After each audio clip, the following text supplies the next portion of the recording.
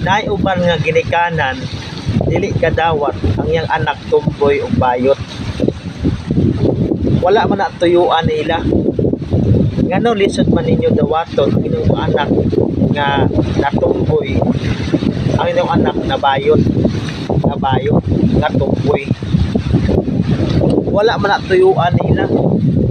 Dapat dawaton ninyo kung siga, kung imong papa, ikaw pulis ka, sundalo ka, kung sa may labot nimo nga imong anak na nabayon, kay gusto nimo nga pasok sa loob nimo, gusto nimo papuliso nimo, wala na nila tuyuan. Dapat dawat ka, dapat dawaton ninyo unsa ang inyong mga anak ninyo para dili magmahay sa umaabot nga panahon nga sila nagdead sila o ganang kaistoryahan, kahapingan, nagdead sila o ganang comfort ninyo mga magulang, mga parents. Ayaw ninyo ipasunod ng inyong pagkagalingon nyo sa ilaha. Dapat malipay mo kaya ang kanang mga tumboy, kanang mga bayo,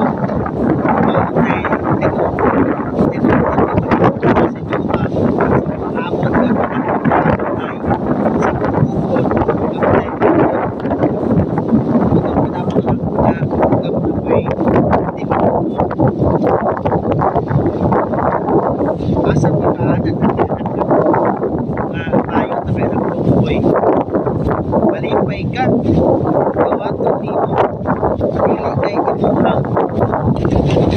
imuhang daoton, imuhang masakitan, imong subagon, imong palayason na mao kung unsa ang imuhang dikalitan sa imong kinabuhi ayaw ipasunod sa imong sa imong mga anak nimo nga nabayon nga natumboy.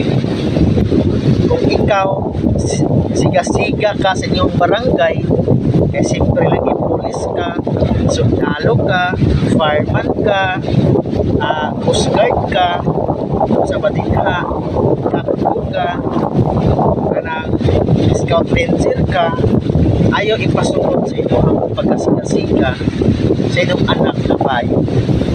Nasumpo ka, nagbigan na bayon kay walay mo sunod sa inyong yapak niyo.